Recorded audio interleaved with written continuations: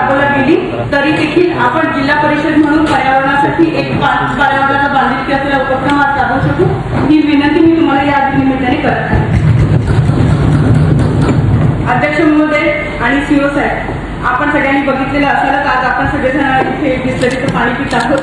आपल्या सगळ्यांना पाणी येत आहे आणि तुम्ही बघितलं असेल बिस्लरीची किंमत ही साधारण 20 रुपये आहे.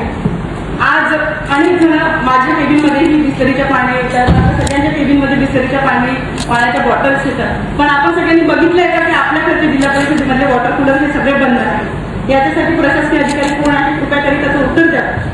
मी या ठिकाणी याचा पाठपुरावा करण्याचा प्रयत्न केला.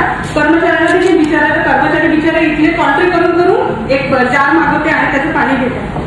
आज आपल्याला सगळ्यांना माहिती आहे की 200 ते 300 रुपये तिकीट खर्च करून इथे जिल्हा परिषदेमध्ये यायचं, त्यात 60 रुपयाच्या बॉटल खर्च करायचं हे गरिबांना परवडणार नाहीये. आधी प्रशासक होतं त्यामुळे स्लो होतं. साहेब आपण आल्यामुळे थोडी गती त्या ठिकाणी प्राप्त झालेली आहे. अधिकारी असतील तर कृपया त्यांनी उत्तर द्यावं. माझी विनंती आहे की इथले वॉटर कूलर चालू करा. पाण्याचं आता तुम्ही पाण्याचं तडाखाबड का आहात कोण आहे तर व्यवस्थापन कोणी बघत असेल तर साहेब ती शोभेचे आहेत का साहेब?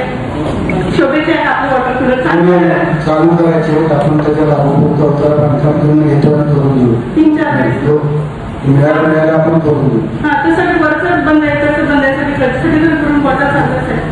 फक्त आरोप खराब झाला वरचा फिल्टर बदलायचं ते फिल्टर सगळे कॉन्ट्री करून आणण्यासाठी सगळे इव्हन प्रत्येक आपल्या सभापतींच्या केबिनमध्ये सुद्धा आरोग्याचा प्रश्न कारण 20 दिवस वर्कआउट प्रोसेस करून मला 35 दिवस लागतो. दुरुस्तीला कमीत कमी उन्हाळा आता 1 ते 3 महिने संपतो 20 दिवस मध्ये. पाणी लागतं निदान आपल्या गावाकडून जेवढं शक्य तेवढं पद्धतीने व्यवहार करतो त्यामुळे आम्हाला होईल पुढचं टाकायचं.